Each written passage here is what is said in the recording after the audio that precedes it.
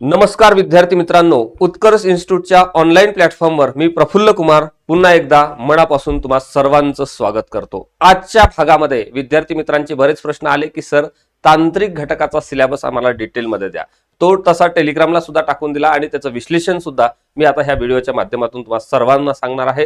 हे जे 40 प्रश्न आहे 80 गुणांसाठी, त्यासाठी DMAR ने आपल्याला तांत्रिक घटकांतर्गत जो काही सिलेबस दिलाय तो संपूर्ण सिलेबस आता मी या ठिकाणी डिस्कस करण्यासाठी तुमच्या पुढे आलेला आहोत। अतिशय चांगली जाहिरात आहे विद्यार्थी मित्रांनो, लक्षात घ्या। 2023 नंतर आपण जर पाहिलं तर एक सुवर्ण संधी 2023 ला आपल्याला एक चांगला चान्स होता। ज्या विद्यार्थी मित्रांचं 23च्या भरतीमध्ये सिलेक्शन झालं नाही त्यांनी निश्चितपणे 25 मध्ये पद मिळालंच पाहिजे असा अभ्यास करा। त्या सगळ्या संदर्भामध्ये कुठलीही मदत लागली तर आम्ही सर्वजण तुमच्या संपूर्ण ह्या परीक्षेच्या प्रवासामध्ये सोबत आहोत, ही गोष्ट या ठिकाणी लक्षात घ्या। चला, आता हे जे प्रश्न आहे या प्रश्नाच्या संदर्भामध्ये आपण जर पाहिलं तर इथे तुम्हाला दिसते तांत्रिक संवर्गातील सर्व पदांसाठी परीक्षेचा एकूण कालावधी हा किती तासाचा आहे? 1.5 तासाचा आहे। म्हणजे 90 मिनिटातच तुम्हाला काय करायचं आहे, पेपर सोडवायचा आहे, ही गोष्ट लक्षात घ्या। जनरली प्रत्येक पेपर हा 2 तासांचा असतो, परंतु हे जे सगळे तांत्रिक घटक आहे ज्याला लागू आहे त्या सगळ्या पदांच्या संदर्भामध्ये 1.5 तास आहे, ही गोष्ट या ठिकाणी लक्षात घ्या। 100 प्रश्न असणार आहे MCQ बेस आणि त्यामध्ये 4 विभाग केलेले आहे। एक आहे मराठीचा विभाग, दुसरा इंग्रजी, तिसरा सामान्य ज्ञान आणि अभियोग्यता ज्याला आपण म्हणतो लॉजिकल रिझनिंग, आणि चौथा जो विषय आहे तो आहे टेक्निकलच्या संदर्भामध्ये। इकडे हे सगळे प्रश्न विचारत असताना 15-15 विचारणार आहे, म्हणजे 4 सेक्शन आहे, 60 प्रश्न असणार आहे। आणि टेक्निकलच्या बाबतीमध्ये जर आपण पाहिलं तर इथे 40 प्रश्न असे एकूण 100 प्रश्न विचारले जाणार आहे, ही गोष्ट या ठिकाणी लक्षात घ्या। आणि 100 प्रश्नाला प्रत्येक प्रश्नाला 2 गुण असे हे 200 मार्कासाठीचा हा पूर्ण काय आहे पेपर आहे। आणि तुम्हाला 45% किती टक्के 45% घेणं गरजेचं आहे। म्हणजे 200च्या 45% म्हणजे 90 गुण जर तुम्हाला मिळाले तर तुमचं नाव हे गुणवत्ता यादीसाठी पकडल्या जाणार आहे, ग्राह्य धरल्या जाणार आहे, ही गोष्ट या ठिकाणी लक्षात घ्या। यापेक्षा एक जरी मार्क तुम्हाला कमी असेल ना तर तुम्ही गुणवत्ता यादीसाठी कन्सिडर केले जाणार नाही, ही गोष्ट या ठिकाणी DMAR ने क्लिअर करून दिलेली आहे, ती गोष्ट या ठिकाणी लक्षात घ्या। या सगळ्या जाहिरातीच्या संदर्भाने आपण एक व्हिडिओ घेतला, त्यात ह्या सगळ्या गोष्टी मी डिटेल सांगितलेल्या होत्या। आज आता मी फक्त तुम्हाला हे सांगणार आहे की हे जे 40 प्रश्न आहे आपले, कुठले 40 प्रश्न टेक्निकल, ज्याला आपण समाजसेवा, कुठलं पद आहे आपलं समाजसेवा अधीक्षकाच्या संदर्भामध्ये जे टेक्निकल ज्ञान आपल्याला विचारलं जाणार आहे ते जे 40 प्रश्न कसे विचारले जाणार आहे याचा DMAR ने आपल्याला रीतसर सिलेबस दिलेला आहे की या अभ्यासक्रमाच्या घटक आणि उपघटकावर आधारित आम्ही MCQ बेसचे प्रश्न विचारणार आहोत। एक प्रश्न असेल आणि 4 पर्याय असेल, त्यातून तुम्हाला योग्य उत्तराची निवड करायची आहे, अशा पद्धतीचा सगळा अभ्यासक्रम DMAR ने आपल्याला दिलेला आहे। त्यामध्ये बघा सेक्शन सब्जेक्ट रिलेटेड नॉलेज, आलं का लक्षात? आपला सब्जेक्ट कुठला आहे? समाजकार्याचा आहे। Number 1 history and philosophy of social work, म्हणजेच काय समाजकार्याचा इतिहास आणि तत्वज्ञान।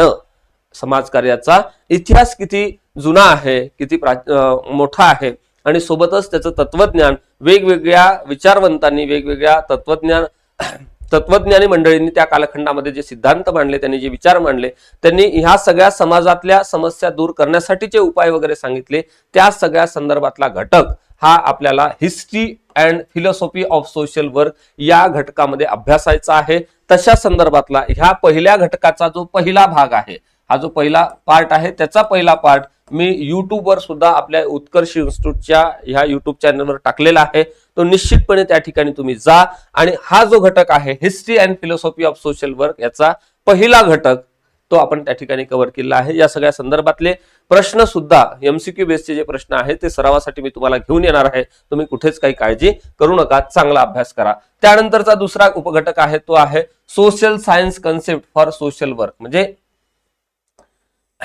सामाजिक विज्ञानाची जी संकल्पना आहे समाजकार्याच्या अँगलनं, ती सुद्धा आपल्याला त्या ठिकाणी अभ्यासायचं आहे, त्यामधले उपघटक सुद्धा अभ्यासायचे आहे, ही गोष्ट या ठिकाणी लक्षात घ्या। त्यानंतर तुम्हाला दिसते कम्युनिटी वर्क, म्हणजे समुदाय कार्य, एखादी गोष्ट आपण सुद्धा समाजाचा एक भाग लागतो, म्हणून समाजातले प्रॉब्लेम सॉल्व्ह करण्यासाठी, गरिबी असू द्या, दारिद्र्य असू द्या, बेरोजगारी असू द्या, दिव्यांगांचे प्रश्न असू द्या, अनाथांचे प्रश्न असू द्या, हे सगळे मार्गी लागण्यासाठी किंवा ह्या सगळ्या लोकांना मुख्य प्रवाहामध्ये आणण्यासाठी तुम्ही आणि मी अर्थातच आपण समाजाचे घटक आहोत. तर आपल्याला त्या ठिकाणी काय करणं अपेक्षित आहे?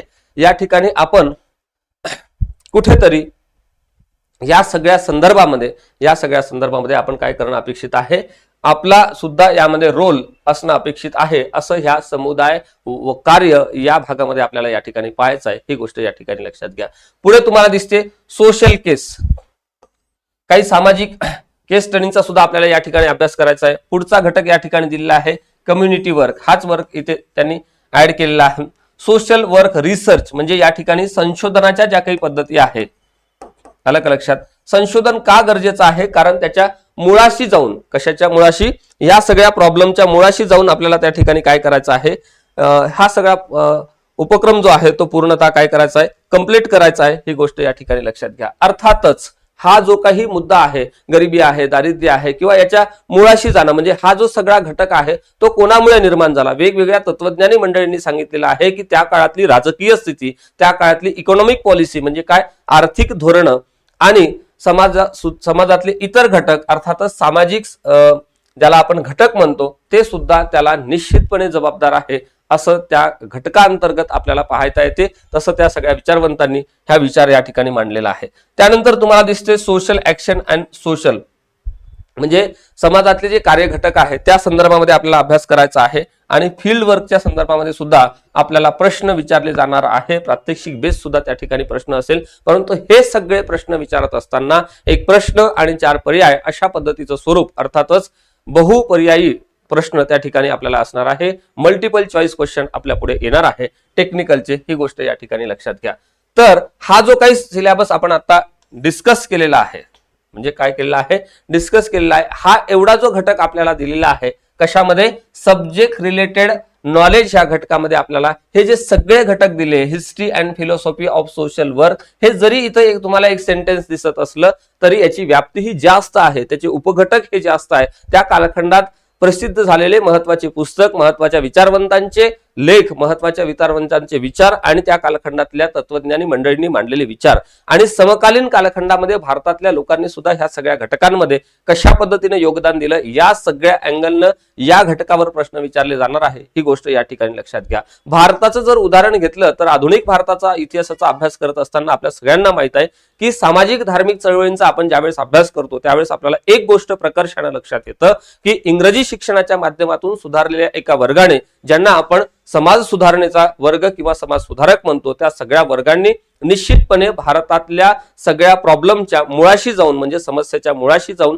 समूळ त्याचं उच्चाटन करण्याचं काम केलं. ज्यामध्ये महात्मा फुले असतील, डॉक्टर बाबासाहेब आंबेडकर असेल, महात्मा गांधीजी असेल, लोकमान्य बाळ गंगाधर टिळक असेल, छत्रपती शाहू महाराज असतील, अशा सगळ्या महामानवांनी या समाजातल्या प्रमुख अशा पद्धतीच्या समस्याच्या मुळाशी जाऊन कुठेतरी त्याचं उच्चाटन करण्याचं काम केलेलं होतं. परंतु हे जे काम आहे, सोशल वर्क आहे, हा काही बिझनेस नाही, परंतु समाजकार्य एक व्यावसायिक कार्य आहे असं आपल्याला त्याला म्हणता येते, असं अनेक विचारवंतांनी म्हटलं. आपण एखादं छोटं काम करतोय, समाजासाठी करत असताना सुद्धा त्याचा काहीतरी परतावा म्हणून आपल्याला तो घेता येऊ शकतो, परंतु कोणाला ओरबाडता येत नाही, असे विचार सुद्धा अनेक तत्वज्ञानी लोकांनी या कालखंडामध्ये मांडलेले आहे. या सगळ्या घटकांचा रीतसर अभ्यास आपण ह्या बॅच मध्ये करणार आहे. ही गोष्ट या ठिकाणी लक्षात घ्या. आता ही जी आपली DMAR ची स्पेशल बॅच आहे, DMAR ची ही जी स्पेशल बॅच आहे, यामध्ये समाजसेवा अधीक्षकासाठीचे जे 40 प्रश्न विचारले जाणार आहे. किती प्रश्न विचारले जाणार आहे? 40 प्रश्न विचारले जाणार आहे. आणि 80 गुणांसाठी हा सगळा पोर्शन आहे. ही गोष्ट या ठिकाणी लक्षात घ्या. आणि या सगळ्या परीक्षांना कुठेच निगेटिव्ह मार्किंग नाही आहे, परंतु वाढती स्पर्धा लक्षात घेता प्रत्येक घटक आणि उपघटकांचा व्यवस्थित अभ्यास जर करून आपण या परीक्षेला जात असेल तर निश्चितपणे आपल्याला त्या परीक्षेमध्ये यश मिळणार आहे. ही परीक्षा फार लांब जाणार नाहीये, 2 ते 2.5 महिन्याच्या कालखंडामध्ये इथून पुढे ही परीक्षा होणार आहे. ही गोष्ट या ठिकाणी लक्षात घ्या. आणि उर्वरित दुसरी गोष्ट सांगायची म्हणजे यामध्ये जो नॉन टेक्निकलचा विषय आहे, ज्यामध्ये मराठी असेल, इंग्रजी असेल, सामान्य ज्ञान असेल, गणित बुद्धिमत्ता हे विषय असतील, हा सगळा भाग सुद्धा या सगळ्या बॅच मध्ये आपण कव्हर करून घेणार आहोत. अलीकडचा कालखंडातला बदललेला जर पॅटर्न आपण टीसीएसचा पाहिला म्हणजे 2023 ला झालेले पेपर हे टीसीएस ने घेतलेले अत्यंत सोपे होते, परंतु मधल्या कालखंडामध्ये अनेक परीक्षा झाल्या आणि प्रश्नपत्रिकेच्या स्वरूपांमध्ये आणि प्रश्नांच्या ट्रेंड मध्ये बदल झालेला आहे. तो सगळा अलीकडचा ट्रेंड लक्षात घेता आपली जी संपूर्ण टीम आहे, ज्यामध्ये अबूज पाटील सर आहे, चौरे सर आहे, प्रसाद सर आहे, रतन सर आहे, मी आहे, गणेश सर आहे, श्याम पाटील सर आणि अश्विनी मॅडम, हे सगळेजण तुम्हाला वेळोवेळी गाईड करणार आहे, तुमच्या सगळ्या प्रश्नांचं निराकरण करणार आहे आणि तुमचे प्रत्येक डाऊट क्लिअर करून घेऊन तुमचे मार्क्स कसे वाढवतील या सगळ्या संदर्भाने आपली संपूर्ण उत्कर्षची टीम या डीएमआरच्या बॅच मध्ये दिवस रात्र काम करत आहे. आणि ज्या सगळ्या बंधू भगिनींनी ऍडमिशन घेतली निश्चितपणे त्यांना एक विश्वास आलेला आहे की सर आम्ही ही परीक्षा आता पास करू शकतो. आपल्याला या परीक्षेपर्यंत असाच सतत फ्लो ठेवायचा आहे आणि ही परीक्षा काय करायची आहे, पास करायची आहे, ही गोष्ट या ठिकाणी लक्षात घ्या. आता हा जो घटक आहे, हा जो संपूर्ण घटक आहे टेक्निकलचा, हा संपूर्ण घटक आपल्या बॅच मध्ये लाईव्ह आणि रेकॉर्डेड स्वरूपामध्ये अवेलेबल होतो आहे. टप्प्याटप्प्याने त्याचे सगळे लेक्चर सिरीज चालू झालेली आहे, ही गोष्ट या ठिकाणी लक्षात घ्या. ज्यांनी समाजसेवा अधीक्षक वैद्यकीयसाठी MSW बेस वरचा फॉर्म भरलेला आहे त्या सगळ्या विद्यार्थी मित्रांनी निश्चितपणे या सगळ्या बॅचचा लाभ घ्या आणि लवकरच हे आपलं पद आपलं काय करा, फिक्स करा. आजच्या भागामध्ये या सगळ्या अभ्यासक्रमाच्या संदर्भात मी इथेच थांबण्याचा प्रयत्न करतो. जाताना पुन्हा एकदा हे सांगतो की हा जो भाग आपला आहे history and philosophy of social work, याचा पहिला घटक मी युट्यूब साठी सगळ्यांना फ्री घेतलेला आहे, तो तुम्ही पहा. त्यामध्ये सगळे घटक आणि उपघटक, त्या कालखंडातल्या सगळ्या थेरीज, महत्वाचे पुस्तक आणि त्यांचे सगळे सिद्धांत आणि तत्वज्ञान आणि ह्या सगळ्या संदर्भातला इतिहास मी त्या ठिकाणी डिस्कस केलेला आहे. पूर्ण टू द पॉइंट आहे, परीक्षेला धरून आहे, ही गोष्ट या ठिकाणी लक्षात घ्या. या सगळ्यांचा निश्चितपणे लाभ घ्या आणि लवकरात लवकर ही परीक्षा काय करा, क्रॅक करा. तुमच्या संपूर्ण प्रवासाला आणि तुमच्या परीक्षेसाठी खूप खूप शुभेच्छा. All the best. आजच्या भागामध्ये मी इथेच थांबतो. लवकरच भेटू दुसऱ्या भागामध्ये. तोपर्यंत धन्यवाद.